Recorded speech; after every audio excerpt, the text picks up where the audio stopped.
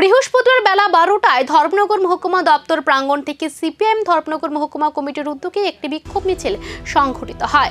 মিছিলটি শহরের বিভিন্ন রাস্তা পরিক্রমা করে পুনরায় দপ্তর প্রাঙ্গণে এসে শেষ হয়। বিক্ষোভকারীরা নিট 2026 প্রশ্ন ফাঁস কাণ্ডে জড়িতদের কঠোর শাস্তি এবং কেন্দ্রীয় শিক্ষামন্ত্রীর পদত্যাগের দাবি জানান। পাশাপাশি দুর্নীতিমুক্ত শিক্ষা ব্যবস্থার দাবি জোরালো করা হয়। এছাড়াও মনরেগা পুনরায় চালু করে বছরে 200 দিনের কাজ ও দৈনিক 600 টাকা মজুরি নিশ্চিত করার দাবি ওঠে। পেট্রোল, ডিজেল, গ্যাস, ওষুধ সহ নিত্য প্রয়োজনীয় জিনিসের মূল্যবৃদ্ধির বিরুদ্ধেও প্রতিবাদ জানানো হয়।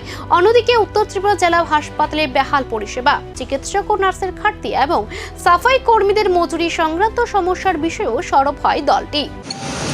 সমগ্র দেশ বিজেপির দুঃশাসনে এখন দুর্নীতির সাগরের উপর ভাসছে, কেউই দেখা পাচ্ছে না।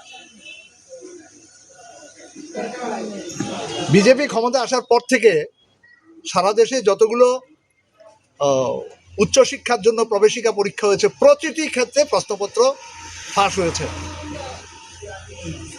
এই দেশের কোটি কোটি ছাত্রের ভবিষ্যৎ আজকে অন্ধকারের মুখে। অভিভাবকরা বিপন্ন,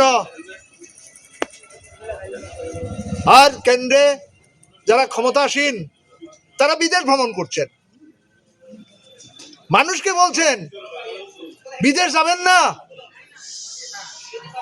পেট্রোল ব্যবহার করবেন না, সোনা কিনবেন না, ভালো মাছ মাংস সবজি খাবেন না, আর নিজেরা বিদেশ পাড়ি দিচ্ছেন।